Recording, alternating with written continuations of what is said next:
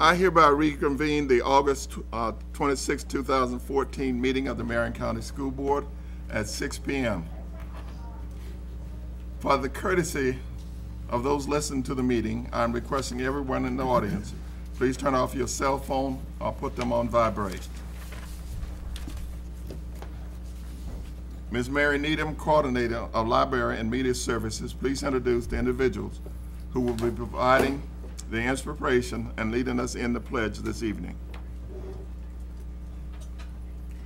Good evening.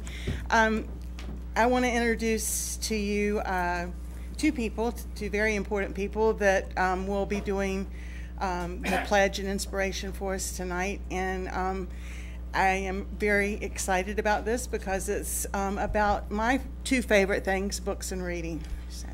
Ms. Cheryl Laffey, who is the principal at Dr. N.H. Jones, is going to come up, and then Ms. Laffey will introduce Sheri Hughes, the school librarian at South Ocala and 8th Street, and Ms. Hughes will introduce the students that she brought with her tonight. Okay.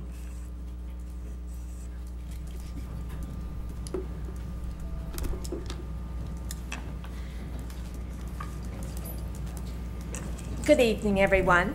I am Cheryl Laffey, and I'm the principal at Dr. N.H. Jones, and I'm here this evening to talk to you a few minutes about the joy and the importance of reading. I would like to start with this quick little poem that I've used throughout the years to impress upon my students and their parents how important reading is. And the title of the poem is The Reading Mother. I had a mother who read to me saga pirates who scoured the sea, cutlasses clenched in their yellow teeth, blackbirds stowed in the hold beneath. I had a mother who read me lays of ancient and gallant and golden days, stories of Marmion and Ivanhoe, which every boy has a right to know. I had a mother who read me things that wholesome life to a boy's heart brings, stories that stir with an upward touch. Oh, that each mother of boys were such. Caskets of jewels and coffers of gold, richer than I, you can never be, because I had a mother that read to me. And that's by Strickland W. Gilligan. I was invited here tonight to speak to you because it's pretty well known throughout the district that I am a huge proponent of reading, and especially the AR program. In fact, I credit myself with bringing that program to Marion County about 20 years ago. I was in a workshop in Jacksonville, and I was reading through some of the information they'd gotten, and they were talking about this AR program that had started somewhere out or up in Indianapolis. So I brought the program, the idea, back to my school, and I asked my principal, first of all, would he pay for it? And then second of all, I had to get my media specialist to buy into it because it was back in the days of the floppy disk. She'd have to put in a disk, take it out, put another one in, take it out. It wasn't an upload or a web-based program. So it was quite trying. So we started with AR years and years and years ago. And now referring back to the poem, The Reading Mother, not many children nowadays have mothers that read to them. We know they work, they're too busy. So we in the school system have to find ways to turn our students on to reading. I've had teachers that have had read-ins where the children were allowed to bring their pillows, a sleeping bag, snacks, and most of all, their books, and they would read for the whole day. I've had teachers that have used racing horses across the bulletin board so that for each increment of points, as they got more and more points, they would move their horses. I've had teachers that have bought Happy Meals. When their students obtained so many points, they would run down to the local McDonald's and pick them up a Happy Meal for lunch. I personally, as the principal, have used such motivational rewards as catered banquets. I've had as many as 200 people at banquets. I've had trips to Chuck E. Cheese, trips to Pizza Hut, trips to Easy Street, and the most important thing that everybody loved was being principal for the day. Now that one about did me in, because they would walk around and shadow me all day long, but that was a goal that many, many of them strive for. In fact, one year I had so many children obtain enough points to go to Chuck E. Cheese, I had to rent a school bus. So if you ask any of my students what Mrs. Laffey's favorite motto is, they would say, read, read, read. And that's all you would have to say. Throughout the years, I have developed many, many avid and successful readers that have read millions and millions of words because of AR. And I've always told my teachers and students that if you want to get better at anything, the only thing you can do is practice. If you want to get better at the piano, you practice. If you want to get better shooting your free throws, you practice. If you want to get better bowling, you practice. So if you want to get better at reading, you must practice. AR is an excellent tool for teachers to monitor the practicing of reading by their students. The AR reports allow teachers to monitor the level of books, whether it's a fiction or a nonfiction book, how many words were in the book, how well the student scores on the comprehension test after reading the book. AR also allows teachers to set goals for their students, which help encourage them to read more to meet their goals. I was in a teacher's classroom yesterday, and she was so proud of me, of her work. She said, look, she says, I've got their STAR report, I've already set their goals, we are ready to go. And what is it, the 7th day of school? So Accelerated Reader has other great components that are excellent tools for teachers to use. One of the best ones is the STAR assessment. The STAR is a test that allows you to find out what level the child is reading on, and it's called their independent reading level, so then they can go to the library and read a book and find success on it. And we administer the STAR test each 9 weeks, which allows the students to watch their reading level improve each 9 weeks as they take the test. I've had children come up to me and say, Miss Laffey, my reading level went up from a 2.5 to a 3.2. And they can tell you exactly, and they can tell you, I have 19 points with an 85% comprehension rate, or I have 42 points with a 95% comprehension rate. So it really is an excellent, excellent program for motivating students to read. Now recently, AR has just added a vocabulary component, so we are now training our teachers how to use that component. So in addition to testing them for comprehension, they will also allow them to improve their vocabulary for the words that they are reading within the book. Just to give you a specific example of how effective Accelerated Reader is, this morning on car line, one of the students down, a couple of pillars down, said, Miss Laffey, he said, AR just got up yesterday and so many of the kids already have 100,000 points. He said, I only have 60,000. Not points, I'm sorry, they've already read 100,000 words, and he said, and I'm only at 60,000 words. So he's already set that goal for himself to read over 100,000 words. AR is also an excellent tool for parents. There's a Home Connect section that allows the parent to monitor the books their child has read and taken a test on. Now this is a pretty new component for AR. It's only been around in the last 5 or 6 years. So the parent can see how often their child is reading, what books they are reading, and how they are scoring on those tests. I could go on and on about the successes that I've had over the years with Accelerated Reader, but I'm going to end with just a quick success story, one of many. Years ago, when I was at Oakcrest Elementary, I had a little boy that had learning difficulties. He was identified as EMH. Now, we've been through so many labels through the years, but back then we called it educably mentally handicapped, which means he had a pretty low IQ and was virtually a non-reader.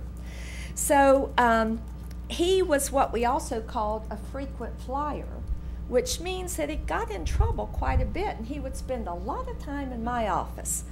So one day I said, come on, we're going to go find you a library book, because I had to find something to keep him busy since he and I spent so much time together. So we went to the library, and I found him several books on his level, which I thought that he would enjoy.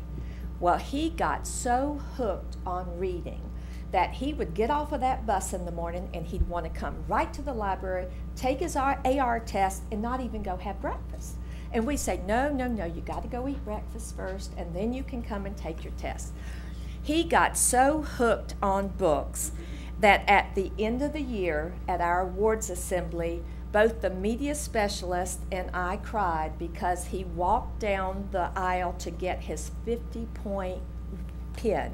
Back in those days, we gave pins like at 25 points, 35 points, and he had gotten to 50 points, which means he had read over 100 points, because at his reading level, they were worth a 0.5 point, and he had been so turned on to reading that he no longer came to my office for behavior. He came only to get his AR rewards and to find his success. So I can tell you that AR has been such an integral part of my instructional program through all the years that I've been a principal. We have had some great reading successes with our students, and I just appreciate the school system buying it for me. So now at this time, I would like to introduce the following person from 8th Street Elementary that will lead us in the pledge with some of her students.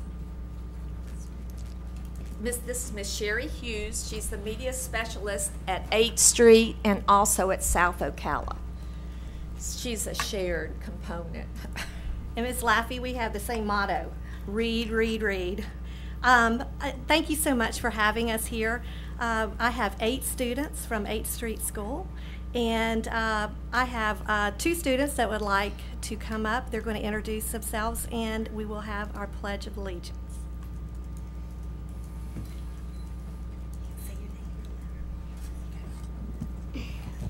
Ava Pizzuti and Ruby Boyer. Please stand for the pledge.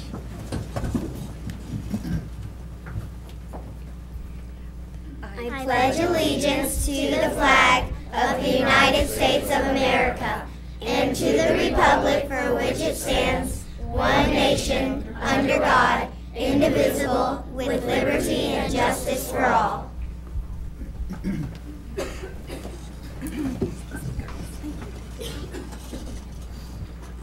And now I will have 3 students that are going to come up, and they have a poem they like to read.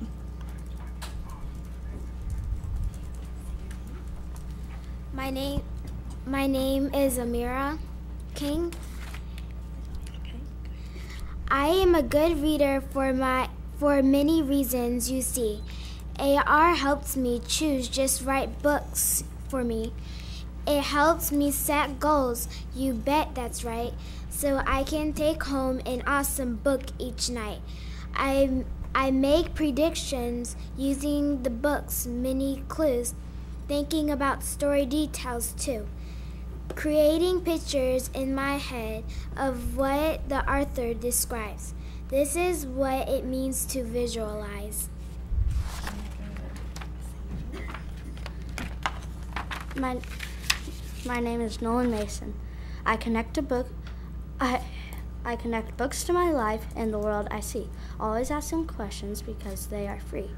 By asking questions before, during, and after I read, I make sure that I know what the author really means. It's important to go back and take a second look. I reread and use clues to clarify. This helps make the main idea and theme of the book really easy to identify.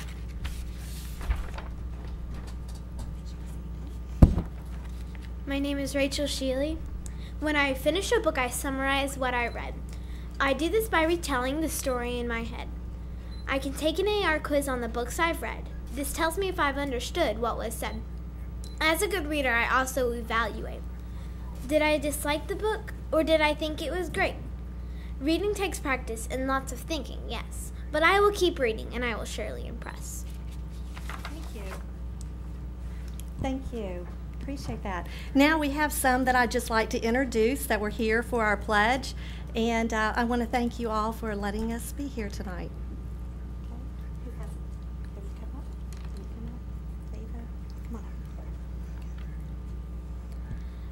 My name is Lydia DeGroot. My name is Peyton Dorman. My name is Grayson Moore. And that is our 8th Street Eagles. Thank you. Ms. Needham? I'm very excited to see you all so excited about reading as I was and still am. I have 5 grandchildren, and they are always, if I can take their electronic games away, they always have a book in front of them. I have to tell you a story about my little grandson. When he was 6 years old, in first grade, we're driving down the street, and he says, Home Depot. Grandma, can you tell me what letter is silent in that? So he's reading great, but reading opens up the doors to everything. And I've got a Dr. Seuss poem I want to read. The more that you read, the more things you will know. The more you learn, the more places you'll go. I can read with my eyes shut. So keep on reading. Thank you again. Thank you. Ms. Stacy? I'd like to speak to Mrs. Laffey. I agree 100%. My children loved reading, and I believe that's how they got their Pizza Hut little pizza pan the pizzas booklet. years ago. Right. And We still do it. do you? And was that Book It? And and you know, they enjoyed that. In fact, I've even been at in a classroom where I was actually grading, you know, on the computer, helping the children with their AR tests and things. I've done that. What I don't understand, and I think it's great for the elementary level, my only problem with AR was at the fact that we had 2 programs introduced that night. One was Reading Plus, I believe it was called, and that was what Mrs. Elsperman was using. And since Mrs. Elsperman is the #1 principal in the state, I felt like maybe the other high schools should look at that, because I think AR is great for elementary children, but I really didn't think that high school kids would get too excited about going to Chuck E. Cheese and being rewarded. I didn't think you could bribe high school kids very well. And Mrs. Elsperman, she might, you know, I'd like to hear her do a presentation on the difference between AR at the high school level and Reading Plus, because she's very bad. But what I'd also like to say tonight, while we have you in front of us, I'd like to see on camera, there's a very well-kept secret in Marion County. Mrs. Laffey is the principal of the #4 ranked school in the state of Florida. That is a very, very well-kept secret that we should talk about more. I don't know, I've looked at where some of our other schools are ranked, and some of the other schools in the state. It looks like there's thousands and thousands of schools. I don't really even know how many elementary schools there are. But she was ranked 3rd last year, 4th this year. She's holding right there in the top, below the top 5, and I think we should applaud her for that. Thank you. I think you could teach billy goats to read. I would try. I know you would. I would try. But I must give credit where credit is due, and I must say the backbone of Dr. N.H. Jones are the wonderful parents and families that we have. And you know that. They have behind every successful child is a strong home. And we have outstanding parents. In fact, we're getting ready to recognize 2 of them who are going to be our business partner this year. So I want to applaud them, because they see that their children get to school on time. They see that their homework gets done. So Ms. Needham, we can applaud them too. Yep, let's do. I agree wholeheartedly, because they do make my life and my job wonderful, and I'm blessed to be at Dr. N.H. Jones. I'm impressed, and it takes a leader. I was a parent. It takes a leader to lead us parents. We really are good followers if we have a good leader. So thank you. Well, thank you. Before we move from this, I recognize some parents out there that, and I would like for all the parents of these students to please stand. The parents.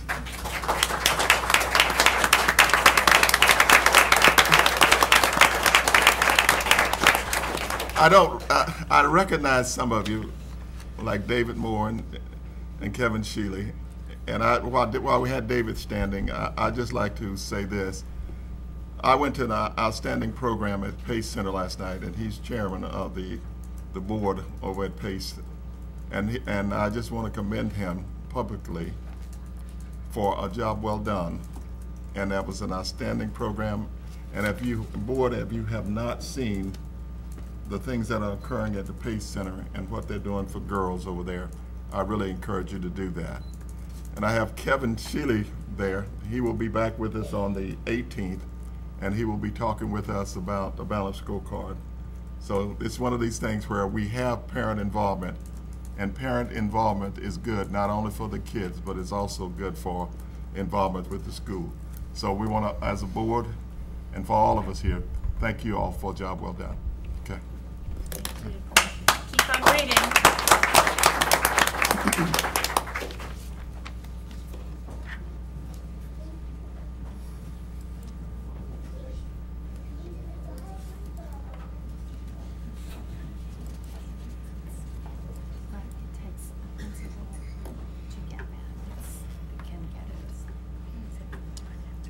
Mr. Superintendent. Mr. Chairman, I recommend approval of the agenda for the August 26, 2014 school board meeting with the materials in the board packet, those materials distributed to board members at the meeting, the audio recording, and DVD included as part of the official record of the meeting. May I have a motion on the superintendent's recommendation? Second. Moved by Ms. Boynton, second by Ms. Ely. All in favor signify by saying aye.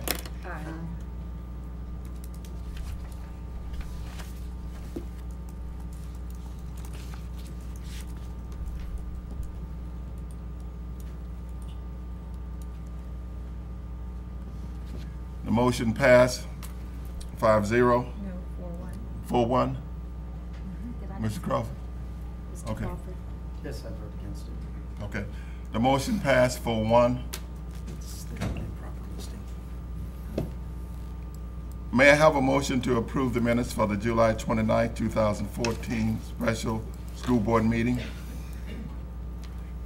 So moved. Second. It was moved by Mrs. Boynton, second by Mrs. Ely. Are there any additions or corrections to the minutes?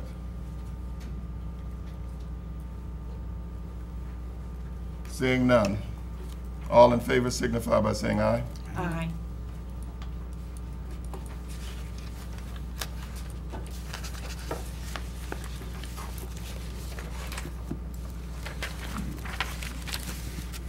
The motion passed 5-0.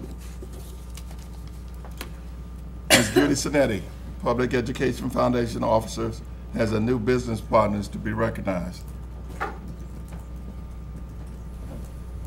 Good evening, Mr. James, Mr. Tomyn, board members. Always exciting to be here with you. I am going to call back up to the podium Ms. Cheryl Laffey, principal of Dr. N.H. Jones Elementary, and she's already let you know, and you see it on your agenda, that they have another business partner at N.H. Jones. And I'm going to call up Dr. Siva and his wife Leica to the podium as well. And they are not only a new business partner with N.H. Jones, but as Mrs. Laffey said, parents of 2 boys at N.H. Jones.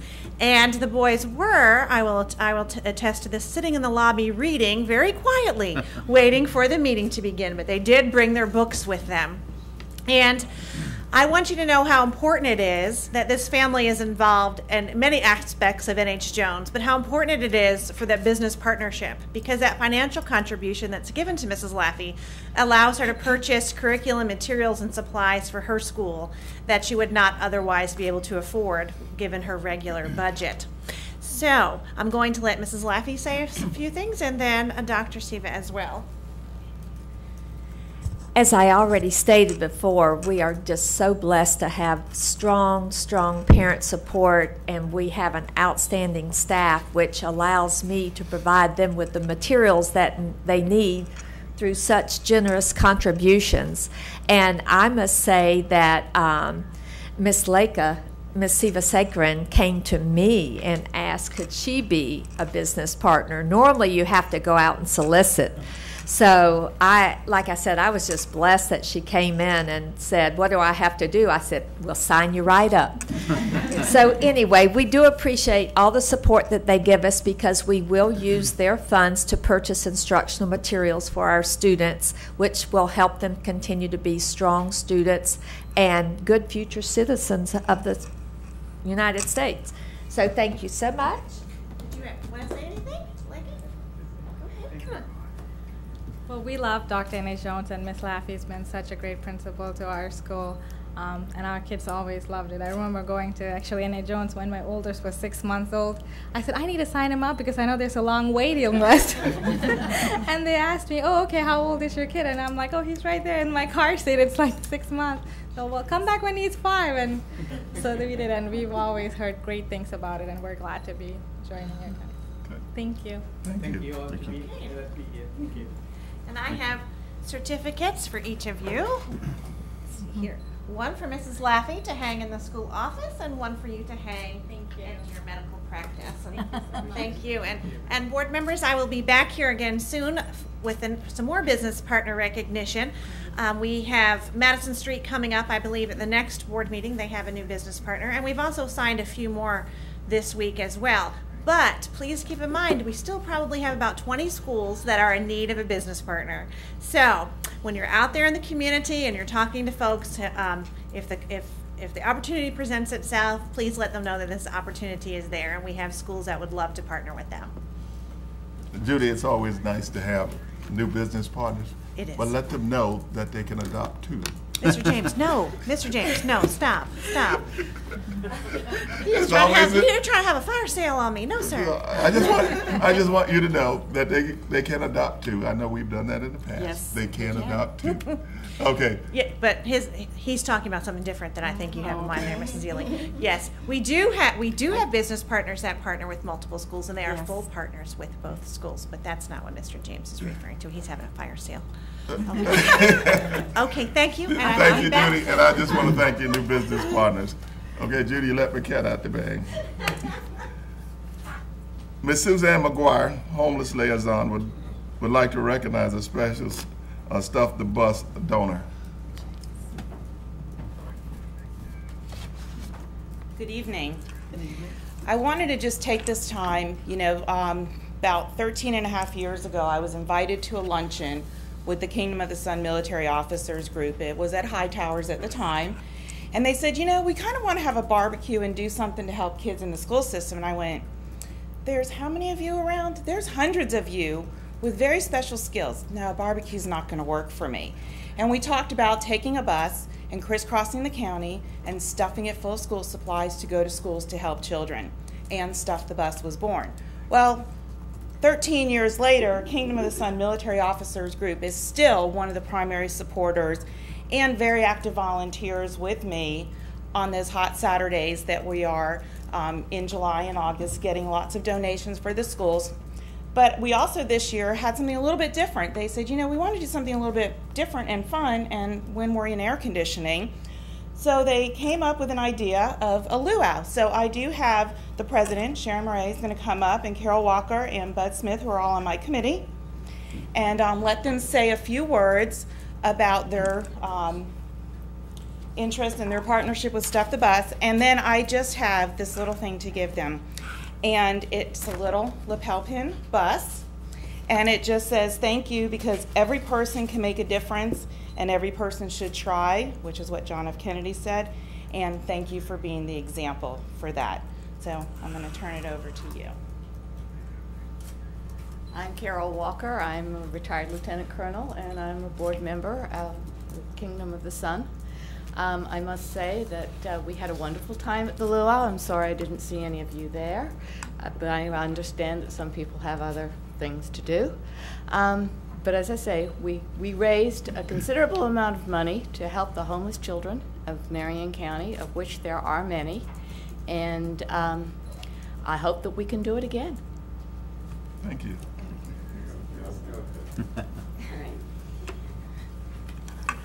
Thank you for letting us come here tonight. We raised $17,200 for Operation Stuff the Bus with our luau. Now, we're a small professional social organization. We don't do fundraisers. This is the first one we've done in 38 years. The reason we did it is because when we started Stuff the Bus, there were 400 homeless children in the Marion County Public School System. I don't have to tell you that there are now 2,700, or at least there were in February, identified enrolled children who were homeless. So I thought, when she told us that. But we had, some of us in the group, raise money with lots of other groups, and a group that I was president of had raised a lot of money with a luau, and we had a great group that came in, and so we had them come back for this luau and raised more money than the other group. The other reason I wanted to talk to you is because I wanted to tell you what the Kingdom of the Sun chapter thinks about Suzanne McGuire and the job she's doing with Operation Stuff the Bus. In the organization where we worked, we know about heroes. A hero is somebody who gets a mission and tenaciously hangs on to that mission through whatever obstacles until the mission is accomplished. And we believe that Suzanne McGuire is a hero. We have observed her do everything but somersaults to try to get what the homeless children in the school system need. And I am very impressed with her. She gave us medals, but if she had worked in the company I was in, I'd have made sure that she got a medal from us. Thank you very much.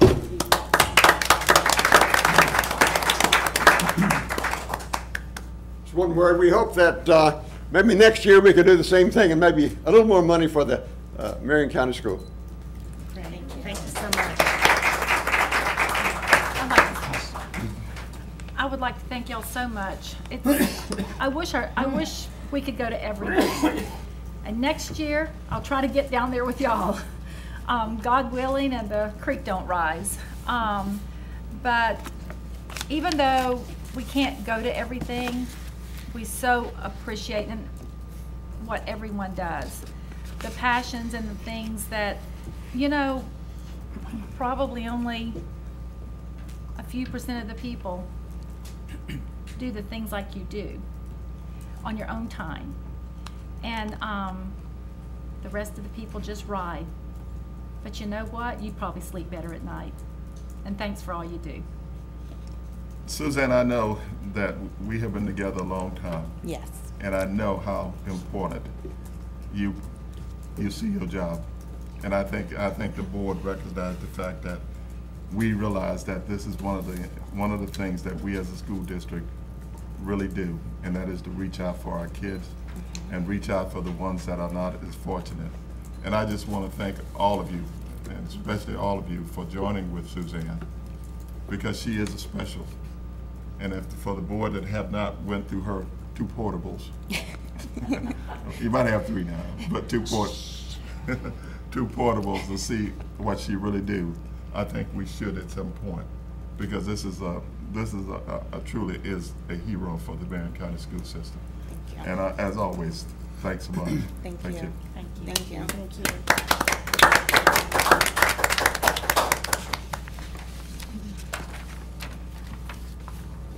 May I have a motion to adopt the District Emergency Management Procedure Manual? So moved. Second. It was moved by Mr. Crawford and second by Ms. Ely. Mr. Superintendent. Mr. Chairman, this manual is updated annually and used to provide the district with accurate and consistent procedures for handling disasters and emergencies that may occur.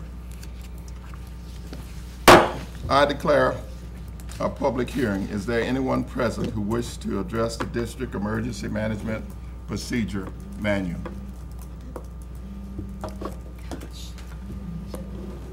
Seeing none. Board? Call the question. All in favor signify by saying aye. Aye.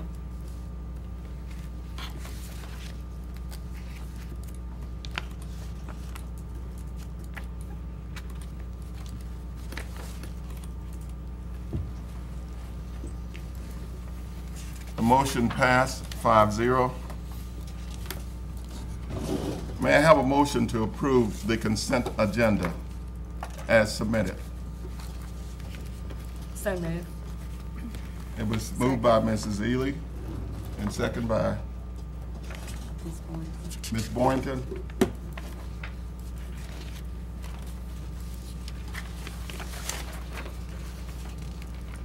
All in favor signify by saying aye. Aye.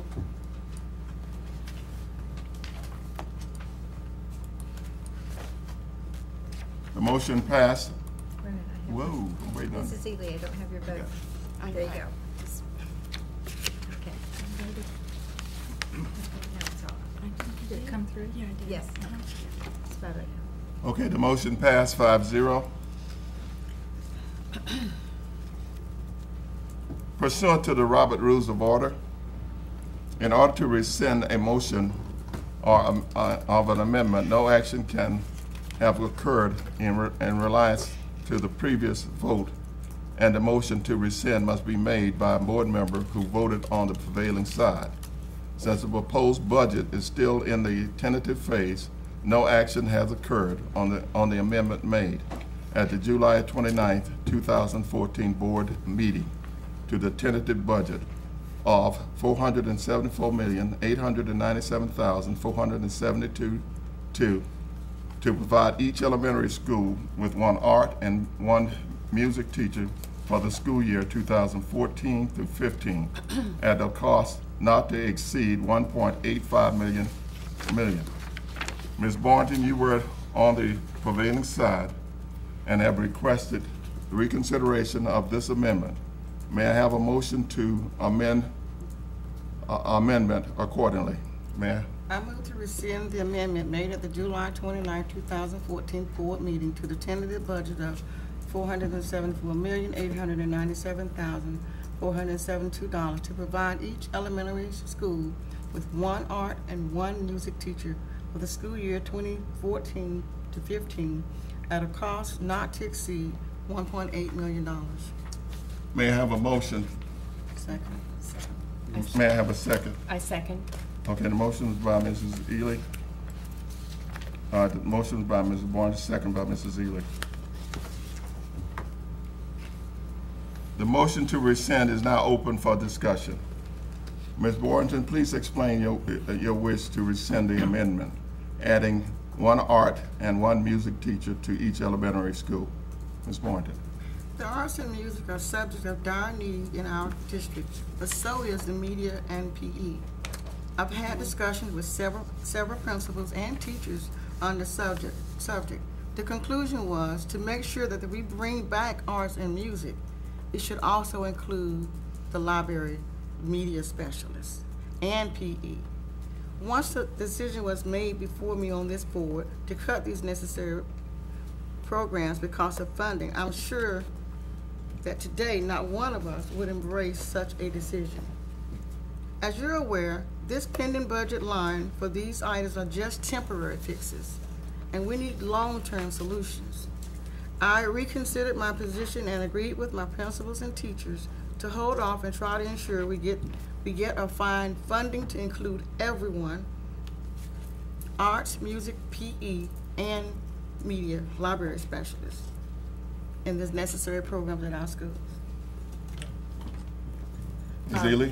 I mentioned this before, but if we did bring back art and music, that is a recurring fund, and we need to get this November referendum passed so that we can guarantee that art and music, as well as PE and media, will be, and vocational will be in our school, not just next year, 2015, 2016, but for 4 years at least, and hopefully our economy will be better. But I agree with you, Ms. Boynton. I don't think we can bring back one without the other, and we can't say that one program is more important than another. They're all equally important to our kids in our schools.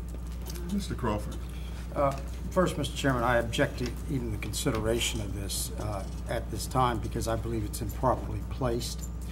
This is coming under the heading of an action from the superintendent.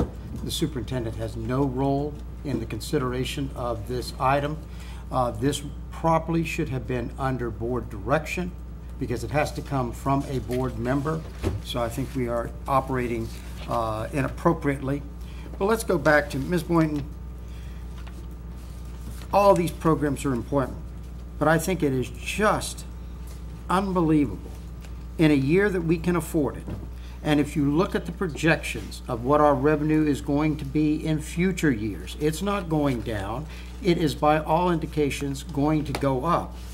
That we don't make an attempt to try to start fixing what has been done in the past.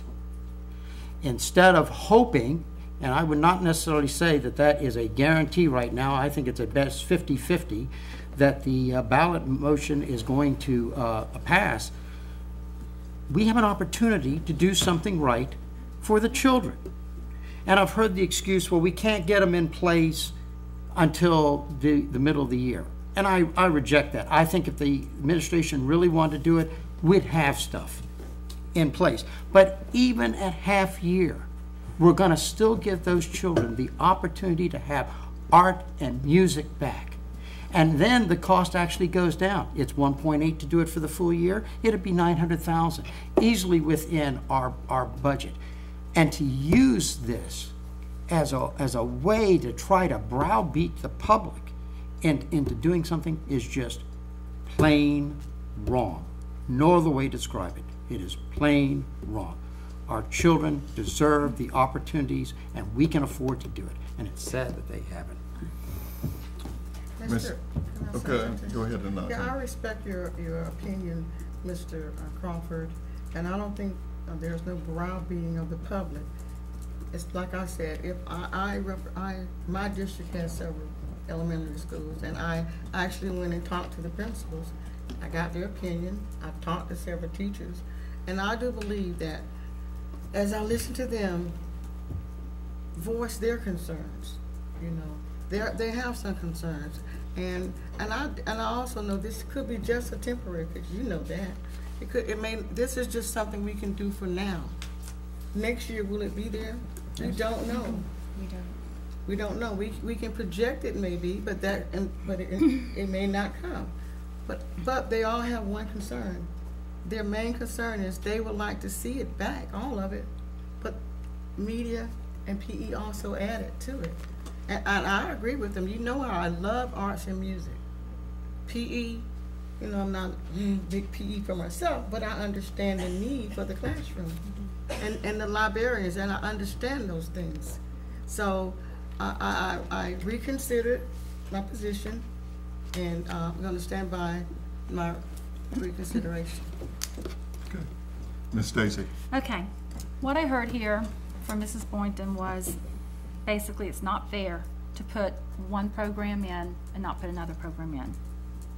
So we're doing this based upon fairness.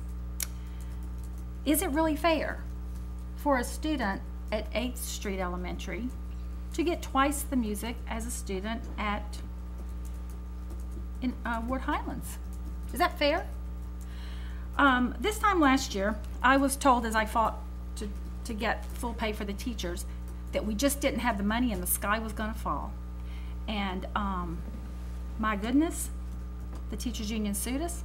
We found the money. Not only did the sky not fall, we funded it. We had that much and double that much left over at the end of the year in our fund balance. We had twice what we said we didn't have left over at the end of the year. So I don't believe that we really have a plan. If we had a plan, we would say, we would have our teachers come together, our administrators, and say, how many minutes do we want each student to have art and music? We would come up with that tally. We do the simple math to the number of students we have in the school. We would base the art and music teachers, base the number on every student getting the same amount, which means that Ward Highlands would probably get one music teacher, while Osceola got a half of a music teacher. I mean, not Osceola, in 8th Street. But we don't do that.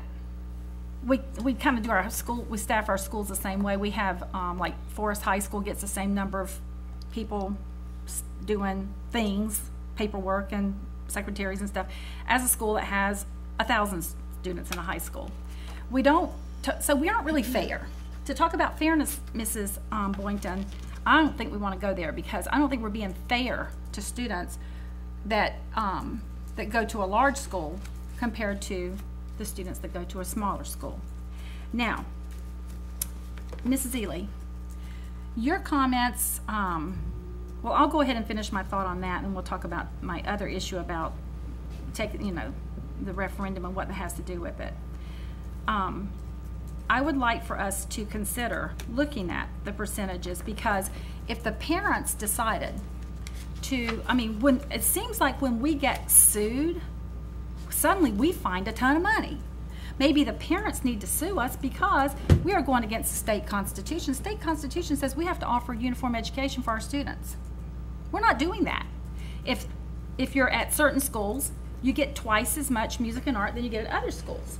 So maybe if the parents sued us, we could find the money, because it seems like we find tons of money when we're sued. Now, Mrs. Ely, you commented, well, if we offer, your reason that I heard last at the workshop or where we were talking about it, or maybe it was at the meeting, that your reason for not wanting to do this is it would hurt the referendum. That was part of it, Ms. Stacy. Okay, well, that was what you were quoted in the paper saying, and I heard you say it here. It would hurt the referendum. This reminds me of something that I had a family member that was in the Air Force, and I remember years ago my uncle talking to me about some things that the Air Force, back around World War II, when the government would get money to build an Air Force base, what the planners would do is they would design the officers' quarters, the swimming pool, and all the amenities. They had their budget, but they would build all that stuff first. When they got finished, they would say, we have no money for the runways. Because they knew. They learned early on. My goodness, we can't not have runways. So they would come up with the additional money to build the runways. That became a way of government getting money when the bureaucrats spin it, and they could extort it from the taxpayers because they built their officers' quarters first. So what we've done here in Marion County is we have built the budget from the top down. We get to the bottom and we don't have the money for the classroom. We have $4 million more, as I recall, $3 to $4 million more, because our FTE has gone up, and that's what I understood at the budget meetings. We have similar number of students, but what happened to the kids' money? We've got more money this year than we had last year in FTE, but I don't know what happened to the kids' money. I guess we needed it for administration or something, because we don't really have that many more kids. We got more FTE dollars, but yet the money's gone. So my position is that I'm going to stand with my desire, and if the parents complain to me, maybe they need a class action lawsuit. Maybe we'll find the money. Okay. And then, because we're not meeting the state constitution, our schools are not uniform.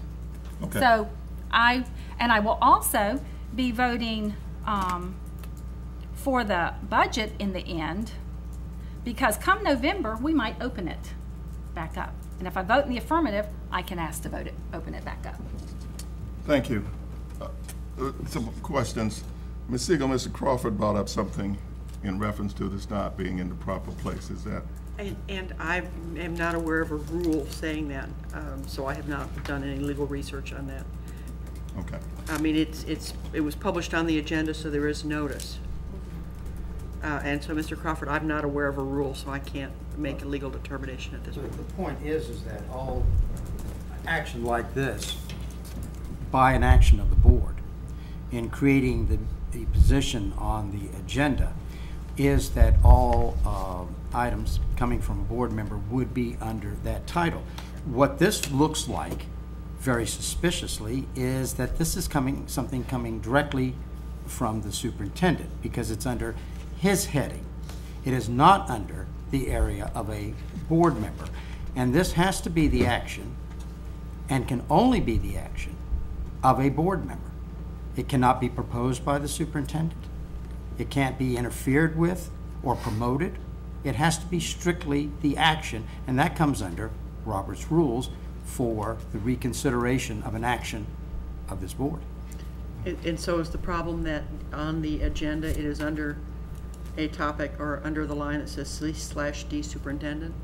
That is my objection to that point. I don't even think we should be considering it tonight because of this. But obviously, I think we see the handwriting, on the wall. So I guess we'll just hurt children. Well, I will say to the defense of the superintendent,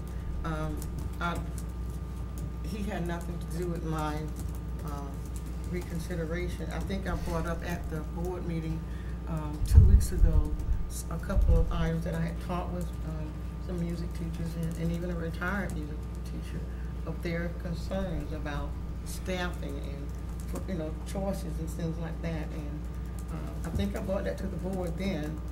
And you did.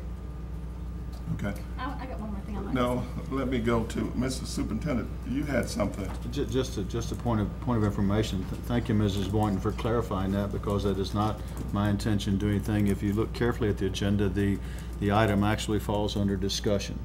Then there is a subheading of superintendent, and then the consideration for this.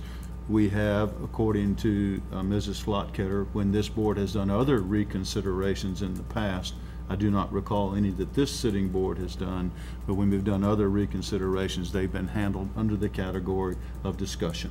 And so that is why it was chosen or determined to write the agenda or print the agenda in this fashion. I just simply looked at past history and placed it the same way we had done previous ones. Okay. So I'm the one that placed it there. That doesn't make it legal to do, though. That's the point. I don't think that makes the vote ultra vires, though. I think the vote can still stand because it's an action item that's been placed on the agenda with notice, and that's the only requirement that I'm aware of legally. And if you can point something to Robert's rules, I'd be happy to look at it, but other boards I have been involved with, as long as it was properly noticed and placed on the agenda for discussion and a reconsideration or rescission by a member, it was an appropriate one. Okay, thank you, Ms. Stacy. You had something. Yes, Ms. Blockheader, I would like the record to reflect, I will be checking the minutes to make sure this is reflected, that I believe our board is taking action that is favoring not only schools, but favoring, you know, certain, even the teachers in the schools that have more teachers in them have less time where their that they can get their work caught up, where their students are in art and music, than the schools, in fact, twice as much time. And I would like the record to reflect that we are not operating a uniform education program here in schools where parents have no way to move to the school that is offering this, that the schools are filled. And so we are taking advantage of this fact. And we are not offering an equal opportunity for the children. We are not meeting the Florida State Constitution of a uniform education policy in our schools. I want the record to reflect that. You know, I've heard in the discussion that we've heard that, well, we've had concerns from, excuse me, principals and teachers, and I haven't heard one word about the parents and the children. Now, Ms. Boynton, both you and I have been out on the campaign trail, and every forum I was at, that seems to be the ongoing mantra was that we want art and music brought back. That's what the parents have said that they want. That, and yet we're basing it on what we want internally. Well, Mr. Crawford, I hear what you're saying, but I actually sat with a group of parents, and it had already been in the paper, and so they had me cornered and questioned, and their main desire was actually PE. They never emphasized to me the library. They didn't emphasize art. They wanted PE because they thought that the activity is what children needed, you know. And this was out in your area. It was Well, we still have PE in the schools. What we're talking about is on the PE is they get another a person at that school.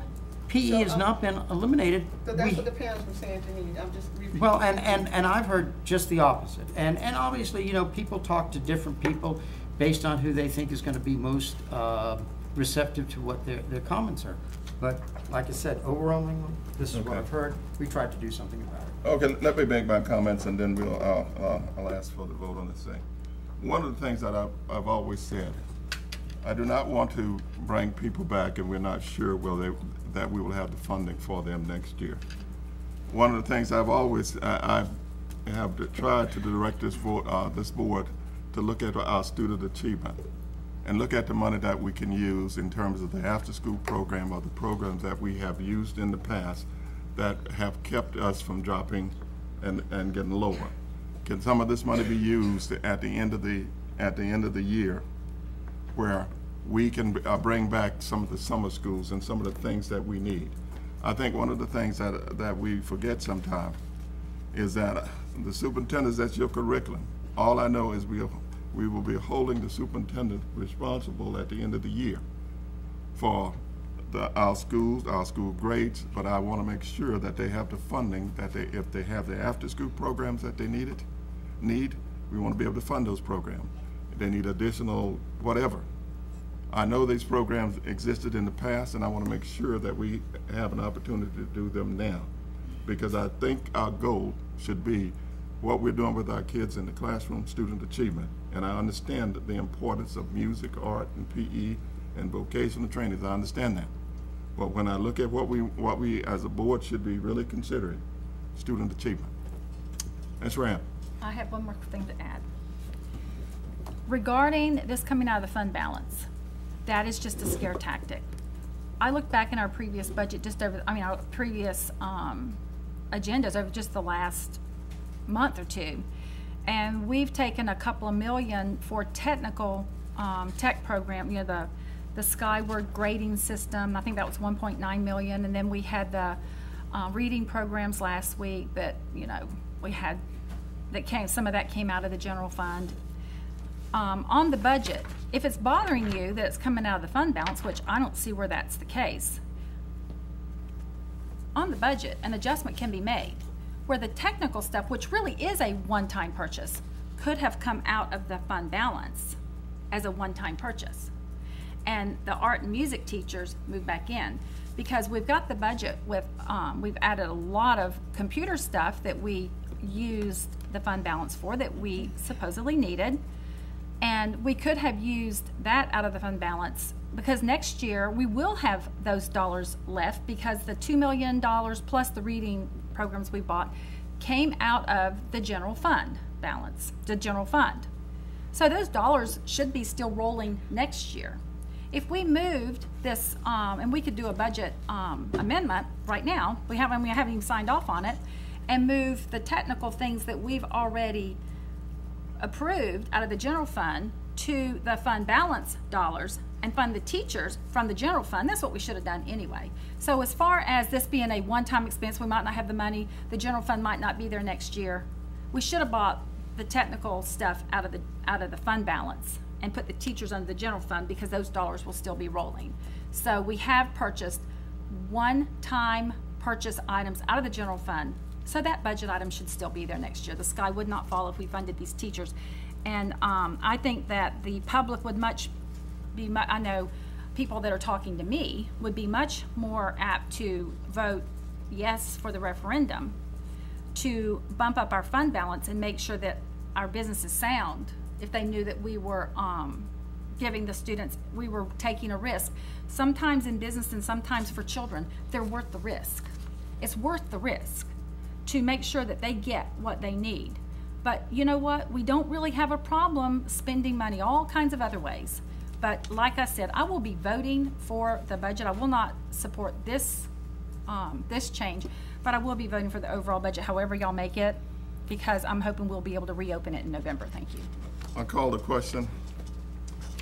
All in favor signify by saying aye. Aye. Aye.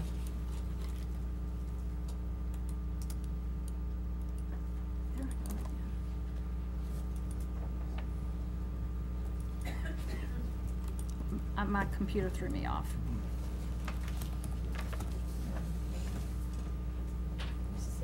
I'm a nay. I can't get it.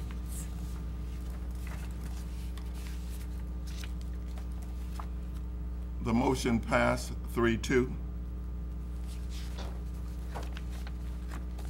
May I have a motion to approve the contract sale and purchase of approximately 16 acres of land located adjacent to Vanguard High School at a cost of $180,000.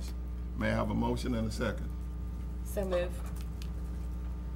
Second. It was moved by Mrs. Ely, second by Mrs. Boynton. Are there any discussion? This is the, Mr. Hurley, this is what you brought to us a few weeks ago at our work session. And these will be, impact fees will be used to purchase this, correct?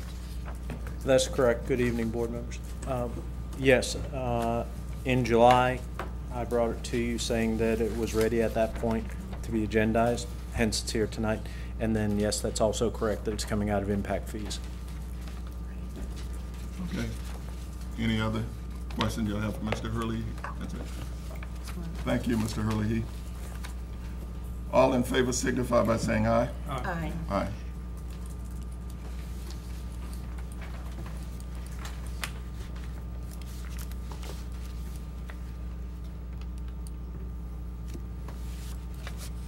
The motion passed 5-0. May I have a motion to approve the following donation? $2,500 to Bellevue Elementary School via the Public Education Foundation from their business partner, Bellevue United Methodist Church. $1,920 to Hammett Bowen Junior Elementary School from Ocala West United Methodist Church. $1,500 to Lakeware High School from the Walmart Foundation. $2,500 to Madison Street Elementary School via the Public Education Foundation from their business partner, Dr. Jones, orthodontist. $2,517 to Shady Hill Elementary School from the Shady Hill Elementary PTA. May I have a motion and a second? So moved. Second. It was moved by Mr. Crawford and second by Mrs. Boynton. All in favor signify by saying aye. Aye.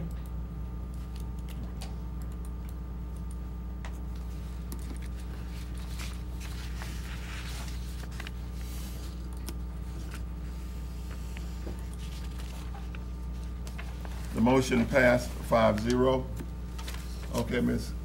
Boynton, will you thank our constituents tonight?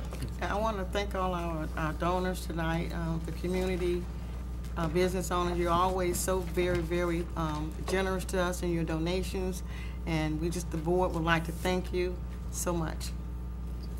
Okay. Board discretions. I'm sorry.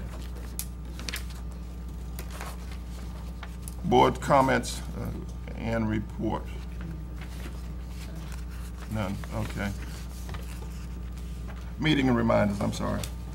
We have an administrative briefing and work session scheduled for this Thursday, August 28th at 9 a.m.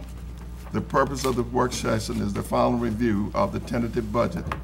If needed, do we need to meet or cancel the work session? Do we need to do that or cancel the work session?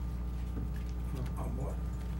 Okay, on August 28th, the final review. The purpose of the work session is the final review of the tentative budget. Do we need to have another work session on that? I would think we should have all the work sessions we can have.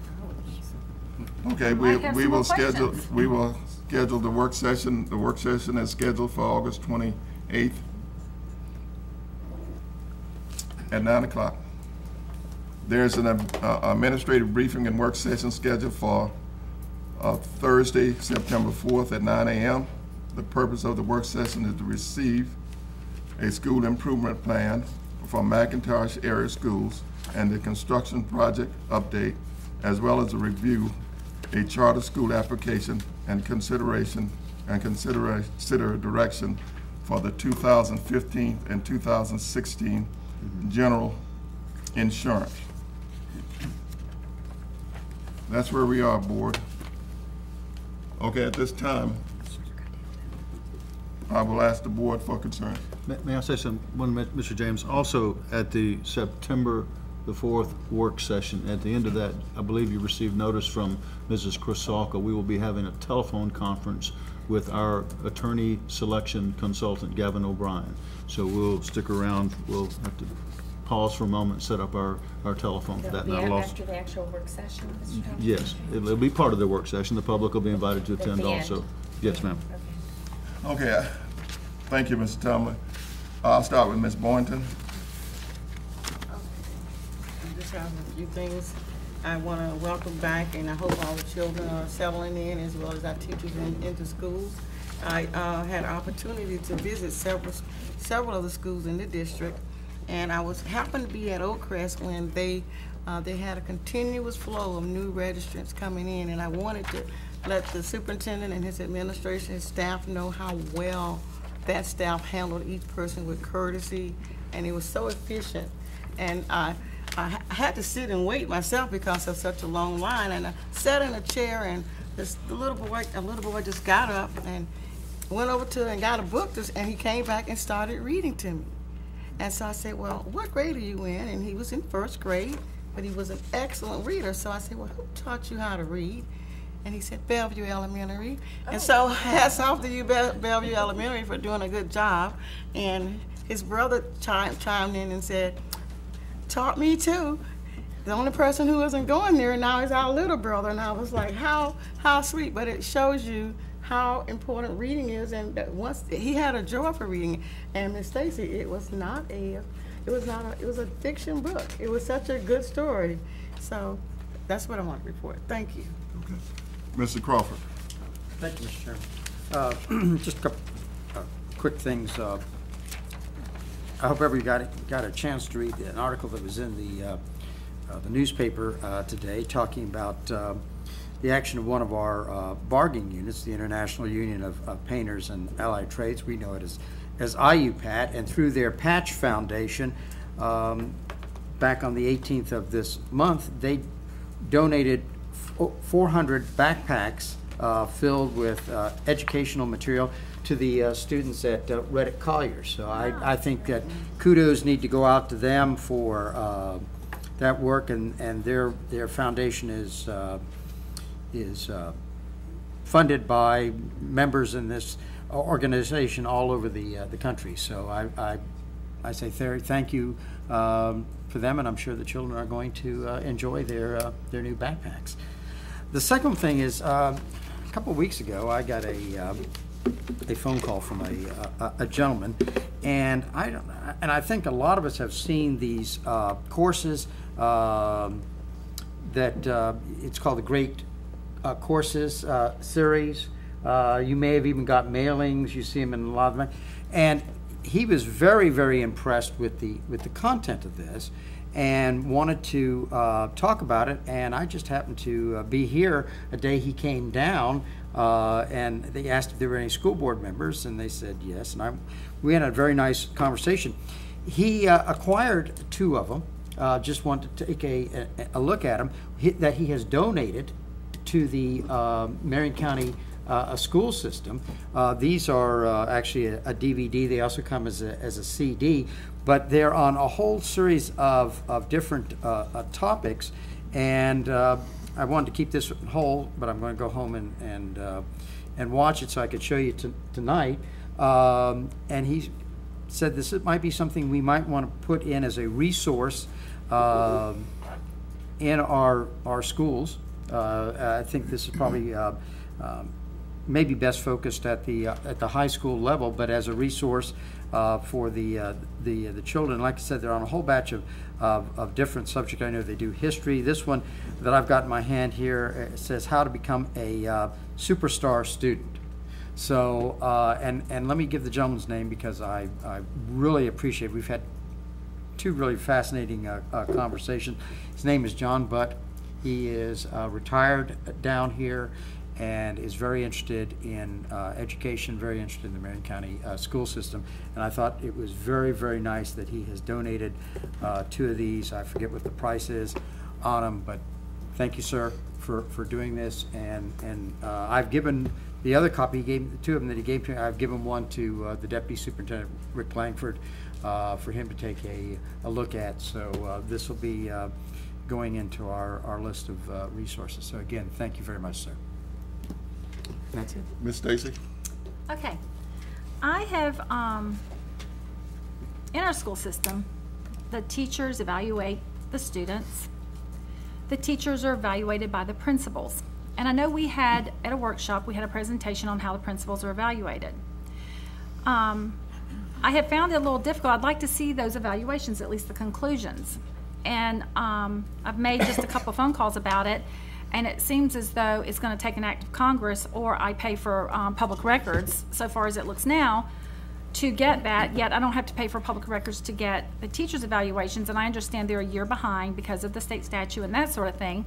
But I believe that the school board members should be given the entire principal evaluation, because when we have principal movements in the school system, we are asked to approve those. I don't really see how we can approve something that we have never seen the principal's evaluation.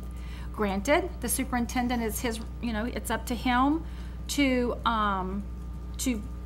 fill the positions that we provide for him, and we are not allowed as a school board to not agree with his employment unless for just cause. If we have not seen the principal's evaluations, then it would be hard for us to determine just cause, so everything just becomes a rubber stamp. And I don't believe as a school board member I should have to go through Mr. Christian, through a public records request, to get something that I need to have to do my work as a board member when I am approving principal reassignments. So I would like to ask the board, maybe on that 28th, the day of August the 28th, if we don't have a lot on the budget to talk to, I'll talk to you about that, and y'all can help me decide how we can change that, and where the school board members would be privy to the principal evaluations. And just for my own sake, I made a trip to the struggling schools down in the North End this past 2 weeks ago, right after the teachers came back. I was able to say hello to some of the teachers in the school. They were very happy to see me there. And I did my own little evaluation of the principals a little bit as I was watching, and if I was a business person going in and evaluating my employees. And so I gave them a little test. And I said, I really want to get to know your parents down here, and out on the sidewalk I might even pass out some brochures to have a off-site meeting at a church to find out what's great about your school, since these schools are struggling, and on my own time, it wouldn't cost the district anything, and have a meeting with the parents and just chat with them and teach them and help them work on being their child's education advocate, because if their children are not successful in school, they're not going to come back and live with the principal. They're going to be living with the parents. And so anyway, it was kind of like a little test. I just wanted to see how the principals would react, and had a little conversation and enjoyed my time. It took me all day.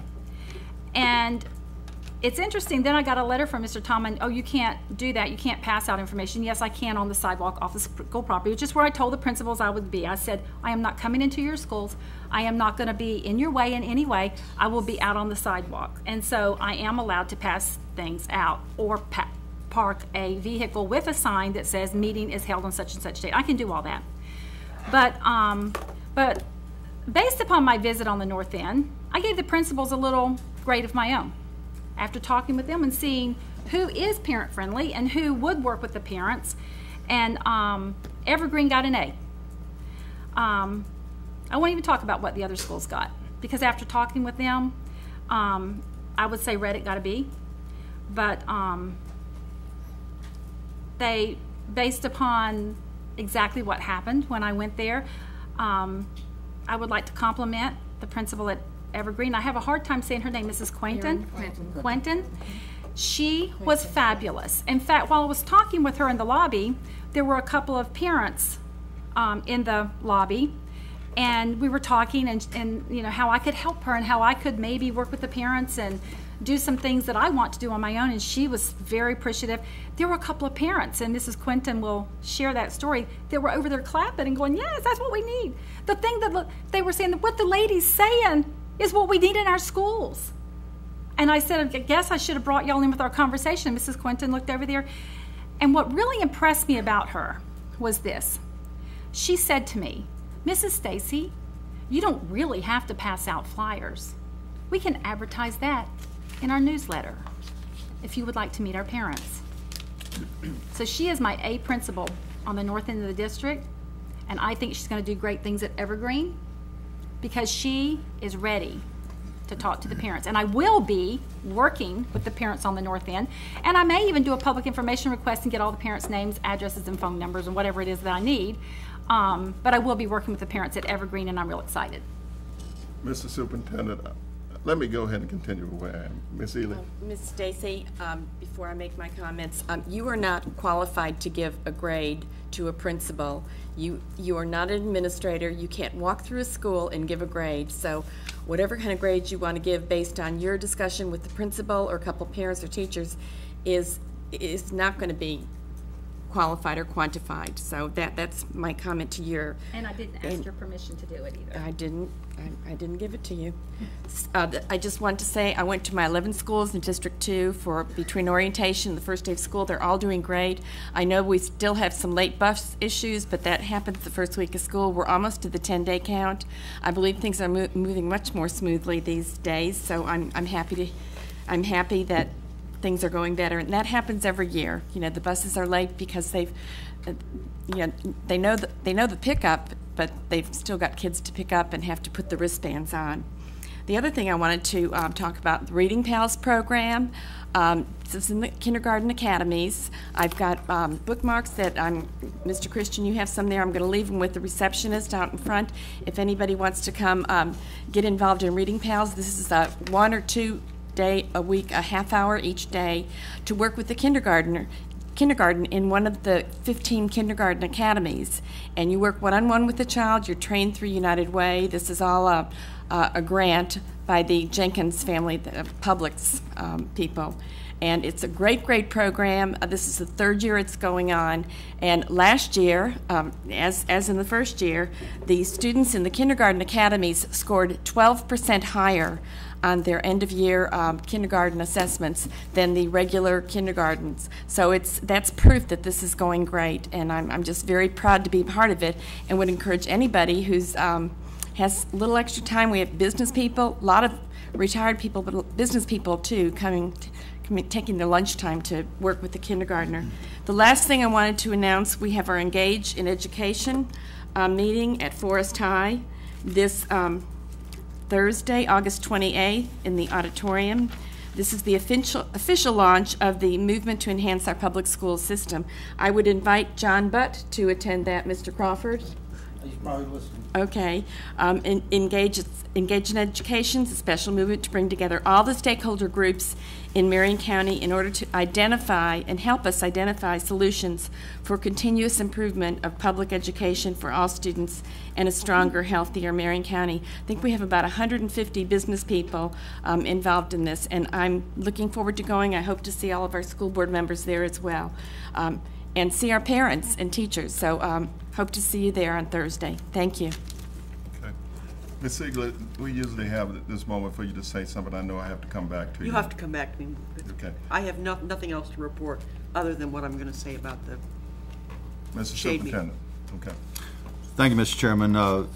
Thank you, Ms. Stacy, for your comments in reference to grading our principals or administrators. We're very fortunate. We have an established criteria for evaluating all of our principals and administrators that is consistent and a coordinated effort, and we will continue to use that program. Anytime you'd like to hear more about that, I'll be happy to share that with you, or this board could have a work session should they like to do that. In reference to some other announcements that I have, I know the hour is late and this is an election evening and you're anxious to go. I do have some things I'd like to share with you. I received a call the other day that you folks know that our elementary schools sponsor our Good News Clubs. We have Good News Clubs at all but 3 of our elementary schools, and almost 2,000 students are enrolled in that once-a-week program. And if I know this organization well, they will have 3 sponsoring agents for those other 3 schools in short order. I also want to talk a little bit about social workers tonight. We heard some nice presentations from things that happen in our community and the businesses that support our community. Social workers, our own employees, play vital roles. They network with many, many social agencies here and direct parents and needy children in those areas. But just as a point of emphasis, it's kind of interesting, Matt Lane, who coordinates this group, shared with me that just last year, this group of people handed out 499 pairs of pants to needy children. You may not think that's a big deal, but sometimes children need something and need it now. 794 shirts are recorded, over 300 shorts, 320 pairs of shoes to children who don't have it, over 300 types of undergarments, and toothbrushes, soap, deodorant, and shampoo to over 500 students. Secondly, you know, this board has also approved a very good, favorable recycling program. We like to practice good habits, and we like to teach good habits to our student consumers. For school year 13 and 14, there's an absolutely outstanding figure that I'd like to share with you. This district, with our students in schools participating and our county offices participating also, collected 444.3 tons of recyclable materials were collected and hauled off to the appropriate recycling facility. Now, we only realized about $9,600 for that particular venture. However, the savings that we've earned as a result of not having to have dumpsters to carry that is in the thousands and thousands of dollars. Excellent deal for us all. Share with you also, you had 2 schools who are interested in having uniforms this year, Reddick Collier Elementary and Oakcrest. I'll share with you that they're off to a great start. Nice pictures of the kids in the paper this Great, morning. great pictures. They're really cool. And Mr. Crawford, you didn't say also that on the Friday, I believe, before school started, you were at Reddick cooking hamburgers for the staff. And in addition to things, we appreciate your support for the staff there. The fact that they survived means my cookies can... They survived. Yes, they did. Also, Reddick, Mr. Gregory tells me that tomorrow is the big day that we're going to switch over from our temporary air conditioning unit that cools the entire school to a permanent unit. So cross your fingers at 3 o'clock. We're confident it's going to work. Ms. Ely has already invited you to our Engage in Education community rollout this Thursday. Thank you. I'd love to have you attend if you can. A little information about day 7. It's our 7th day of school. Our overall projection is at a peak time, generally is in October. It was estimated to be 41,891 students, and as today we've already surpassed that number by 23. So we do have a lot of students here. Mr. Langford is working with our principals and schools in balancing classes and moving into that 10-day count. After a 2-week period, we look to see whether we need to transfer teachers from one area to the other. You've already said that you wanted to meet again Thursday at our work session. Any changes that you made tonight will be reflected in that discussion we have. Also, the addition of the $100 per classroom teacher will be made in addition to that tentative budget. We'll have some minor adjustments we'll share with you over additional or different revenue we've had, plus change in fund balance. And also in your boxes tonight, you would requested a copy of the actual instructional budgets that we give to schools, and I've got a copy. Please look carefully. We tried to save paper. It's on the front and back page. It's in your mailbox tonight. And Mr. James, that's all I have. The hour's late, and I know we've got one more order of business after you finish, and so I'll sign off now. Thank you very much for your time. Okay, thank you, Mr. Superintendent. Just a reminder, guys, you all received a balanced scorecard book. I know, according to some of you that have been reading, it's tough sledding, but it's really some interesting things. And as we prepare to meet with some people that will discuss balanced scorecards with us on the 17th, just read it and then we all of us can be listening with an idea of what we're talking about. One of the things that I would like to just share with you now, as we begin a school year, the school board should be looking at what our agenda will be and the things that we are interested in, because we always come up with and have this thing that we want to take to Tallahassee with us. Okay. What I'm asking the board to do is please bring in some of the things that we would like to address as a board.